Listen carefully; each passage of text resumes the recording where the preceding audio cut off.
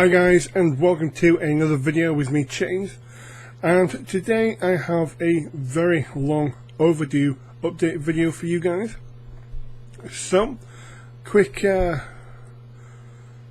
of spiel. For you guys who don't follow me on my personal Facebook or the Sanguine Miniature Studios one, basically real life has been kicking my ass quite a bit, and long story short, we've had to completely gut the house, redecorate it, and then move the stuff back in. So yeah, as you can tell, now that I'm sat here doing the video, we've pretty much done. There's just the last half a lap to go, which is like bringing the bits and bobs back in and just trying to organise the stuff now so that it lives in its appropriate home. So yeah, hopefully this last little bit of reorganisation shouldn't take too much time, shouldn't take up too much of my free time, and I should be able to start dedicating more time to the videos. So there you go, that's why I've been gone. So right then guys, let's start showing off some stuff that you guys come here to look at. So without further ado, let's get things started. So to start off, we are having a look at some of the great JoJo Man's orcs. This is a project which has been somewhat stifled in the past couple of months, I think. I've had it for a few weeks now. This is his war boss. Now I do apologise for the camera work, it's a webcam. So this is just a quick look at what we have. So when I first clapped eyes on this guy, the painter inside of me had a tear in his eye, just because of how many nooks and crannies there is. But by Joe, I'm going to paint this guy and make him look the dog's danglies. So, as well as the war boss, there are 5 of these guys, which are the Great JoJo Man's take on the Mega Armoured Knobs. And as you can tell, the knobs, and they've got Mega Armour on, and that was my iPad. So, there's 5 of them. There's also a Decker Jet, but that's behind me. That's been primed, we've got a lick of paint on. Got a few things which I'm playing around with that before I kind of bring it to your guys' attention with what I'm doing with it. Then we move on to a little bit of War Machine. And this bit is dedicated towards Hazard Syndrome. So, Bosch, and Bosch, and the Castor. So then, Hazard. This is basically what I'm going to be sending down to you, as well as the soft cover army book for them. We pretty much have the starter box set, which is 3 Bone Ripper class light warjacks, and the Slayer heavy warjack, and the Castor, which I said was coming your way, is the epic version of Asphrixus. Now, I need to do a little bit of work on them. As you can tell, I've already started. I've primed the bone rippers. This, hang on, Defiler I believe it's called, was painted by Mac, so I'm going to send it as it is, and I will leave the decision of what you want to do with it in your capable hands. Now, the Slayer needs a bit of work doing to it, as they all do, so I'm going to take my time. I'm going to use a technique which is going to be in a tutorial.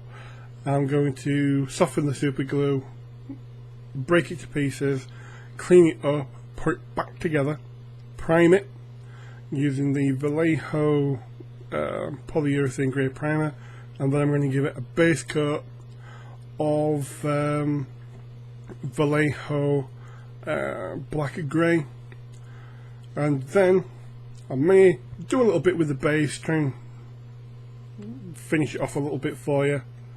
Then what I will do is I'll leave it like that, ship it over to yourself, and let you paint up the jacks as best befits your army.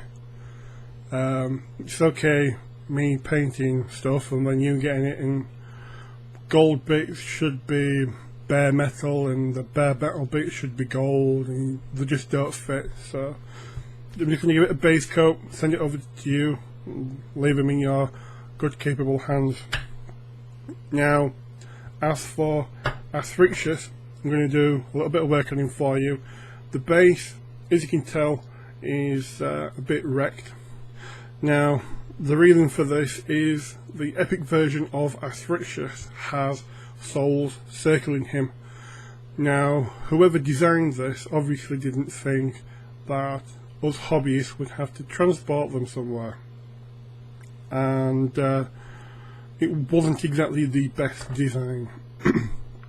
Because what tends to happen is the bend, it cracks the paint job, and even then some of them even break, depending on what super glue you use. So at this moment in time I've taken them all off.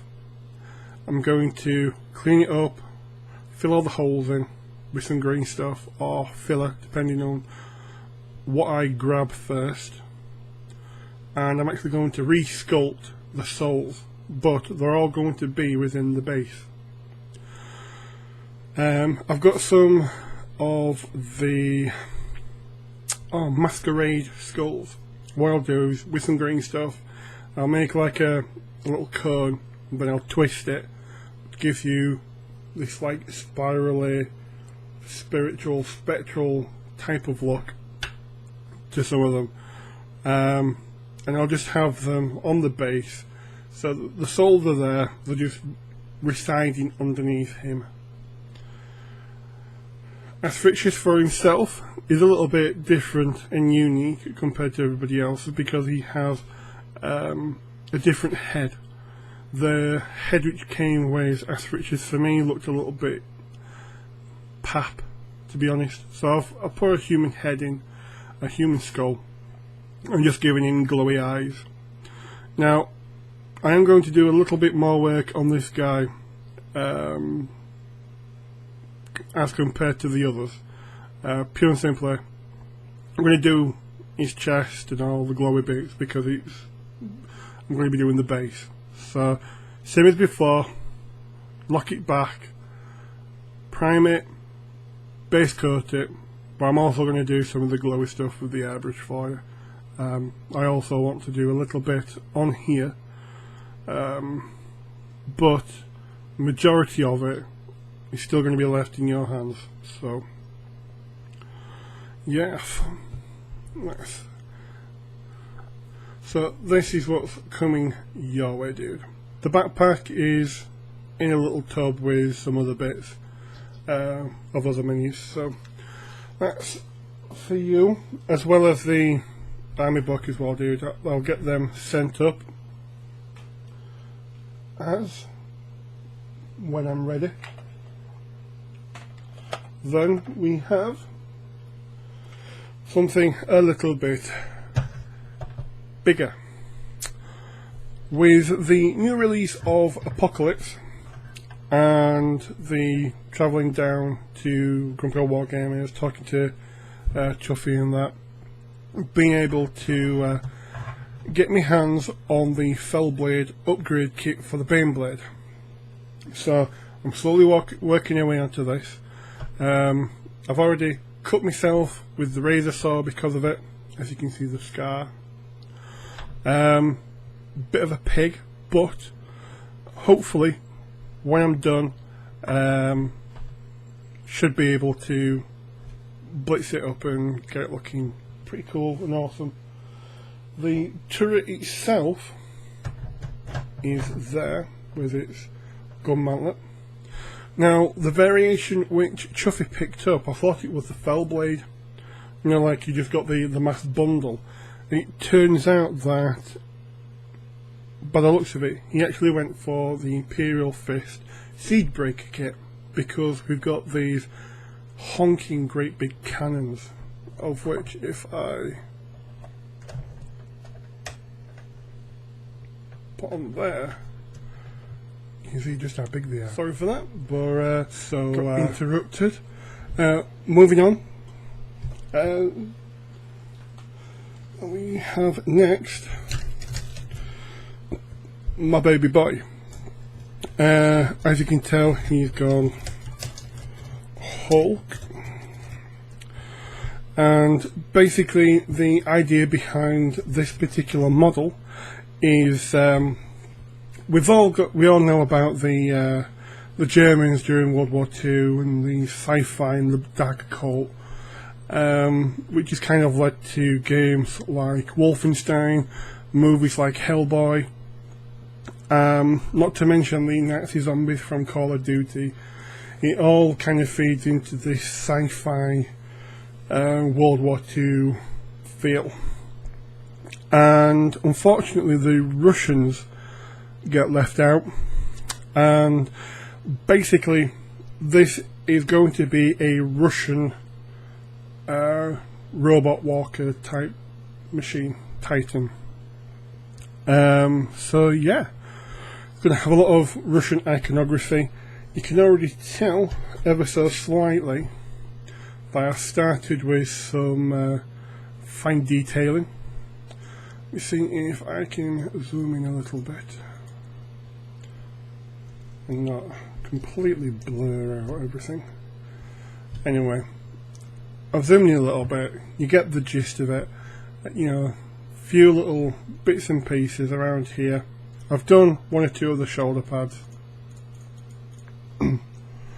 and that's pretty much what I've got planned for the kind of paint job.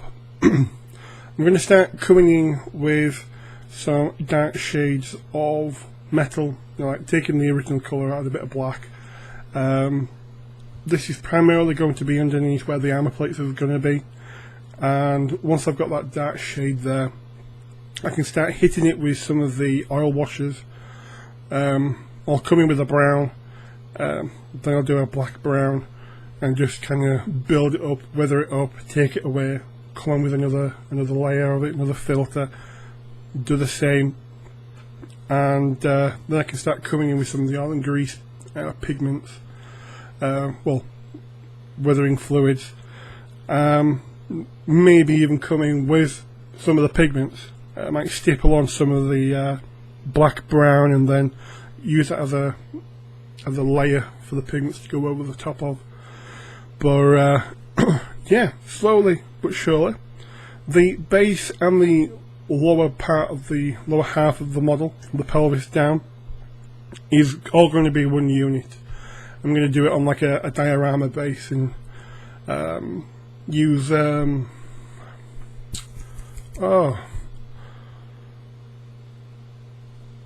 water effects, that sort of stuff, and just kind of go boss on it, like wet mud and stuff, and just kick ass. And the next little bit is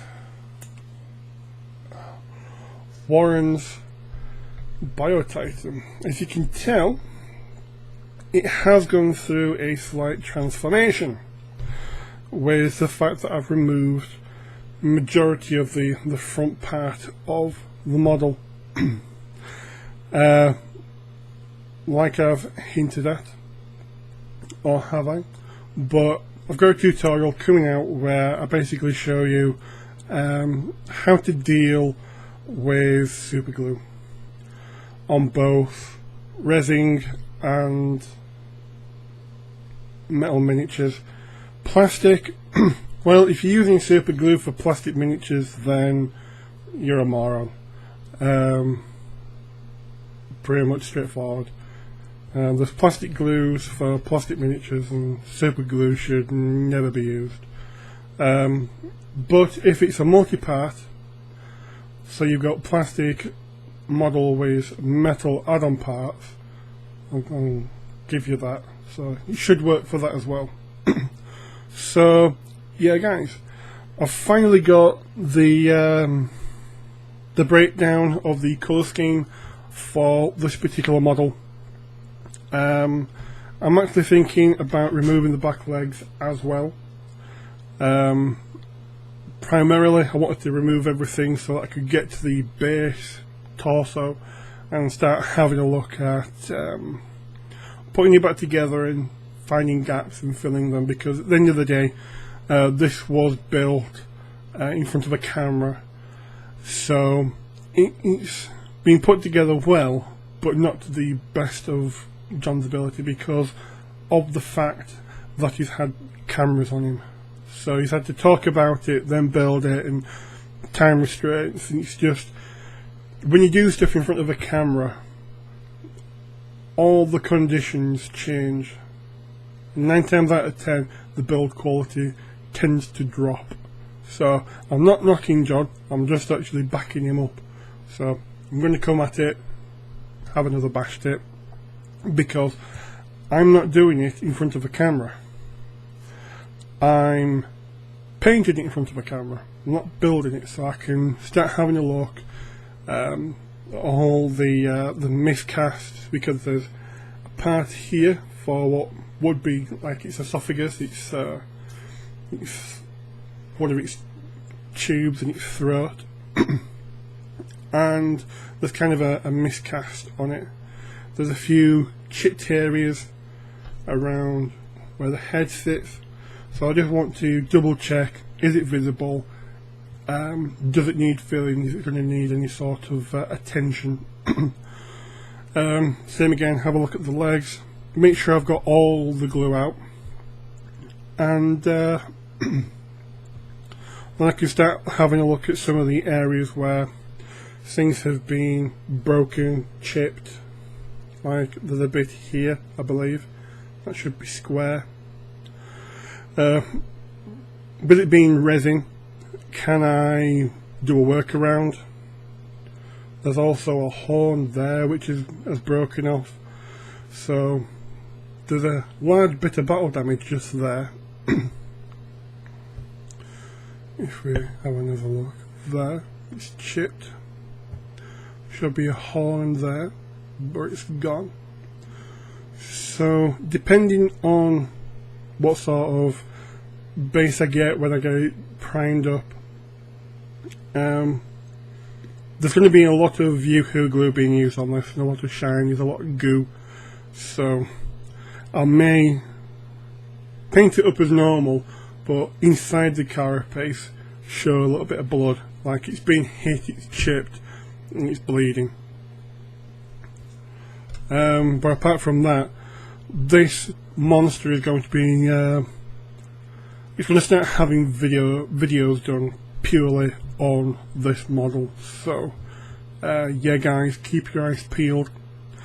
It's also going to be going up on Beasts of War, so if you don't catch it on my channel, you'll probably be able to catch it over there with them. So that's pretty much it guys, that's pretty much what I've got to work on, and what I will be working on. The tutorials which I've got coming your way, hopefully, if nothing else comes up too big, is the tutorial on super glue and how to deal with super glue. You know, you've glued something, it wasn't a perfect fit, but you're using some sort of really strong super glue, and you're using resin, and you don't want to snap it off in case you snap the resin. You've got some really old metal miniatures. Same again, you don't want to bend them. You don't want to bend the metal, but you want to take the arms off. You don't want to try and pry it off with a tool, because wherever that tool sits, where the pressure is, there's a good chance of losing detail. So several ways you can use this. And the other tutorial is going to be using pigments. This is going to be my take on pigments. We're going to be doing something like what I've done on the RAM here. You know, you'll have like flat plate metal with like rust on it, rust on doors, my streaking liquid, my take on streaking liquid, shall we say, and yeah, just whatever comes to mind really, depending on how long I take on one technique. I'll see if I can fit another one in, and depending on how long I take on that one, I'll see if I can fit another one in, and I'll just go bonkers with pigments. The one-stop shop for pigments. So that's pretty much it, guys. As you can tell, I do have an array of models in front of me that do need a little bit of attention, but as and when, guys, I'll have some stuff ready for show reels and that sort of stuff. But that's it, guys. Thank you for watching. Don't forget to comment, rate and subscribe, and I will catch you in my future videos. Okay, guys, bye bye.